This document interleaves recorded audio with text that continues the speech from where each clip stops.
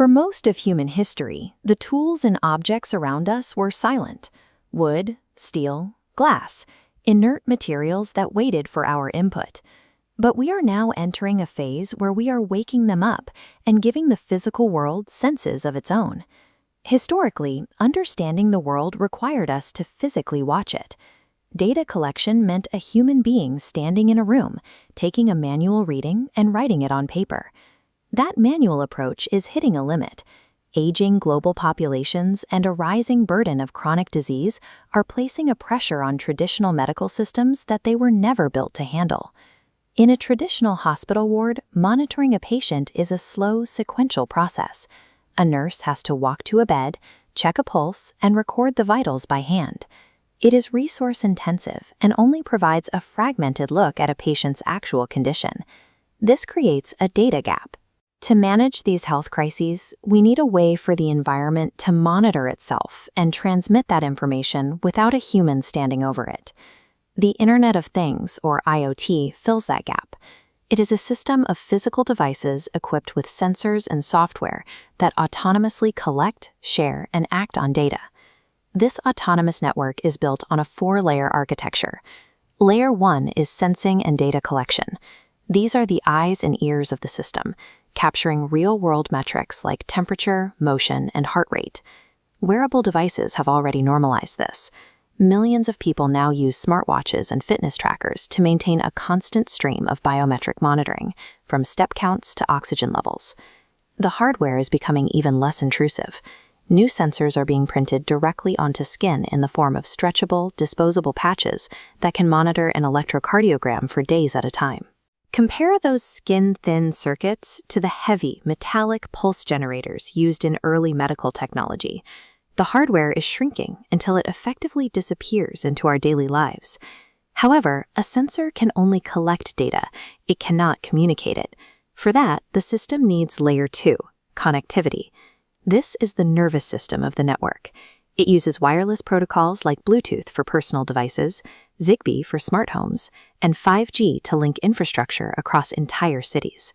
Together, these first 2 layers turn our physical reality into a continuous stream of digital signals. Those signals move into Layer 3, processing and analysis. This is where massive volumes of data are aggregated on cloud platforms to find meaning in the noise. By applying machine learning to these datasets, the system can spot patterns a human might miss, identifying a slight change in a patient's movement or heart rate variability to predict deterioration before a crisis occurs. To reduce the time it takes to react, many systems now use edge computing. By processing the data locally, right at the sensor, the system can trigger an alert in milliseconds, rather than waiting for information to travel to a central server and back. This brings us to the final step, Layer 4, action.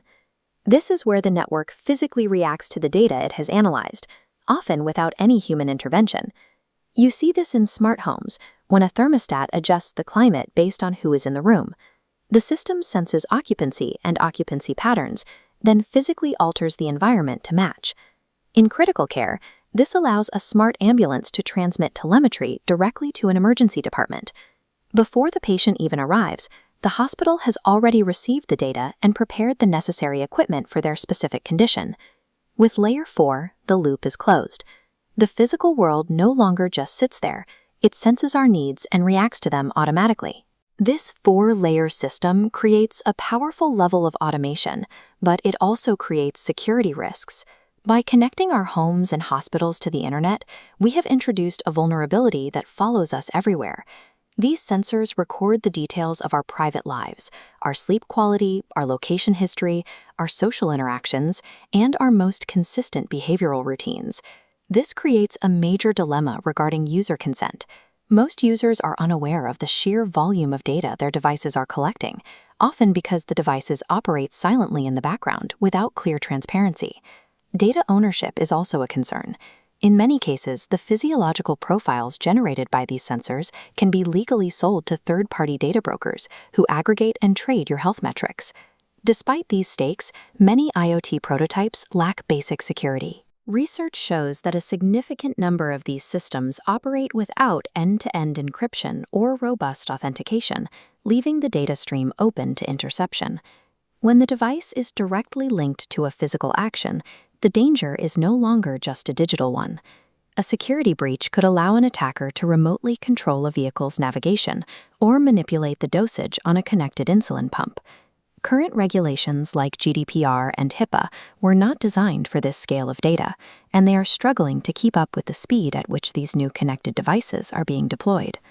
We have successfully wired our homes and our bodies to the internet, but we have not yet secured the connection.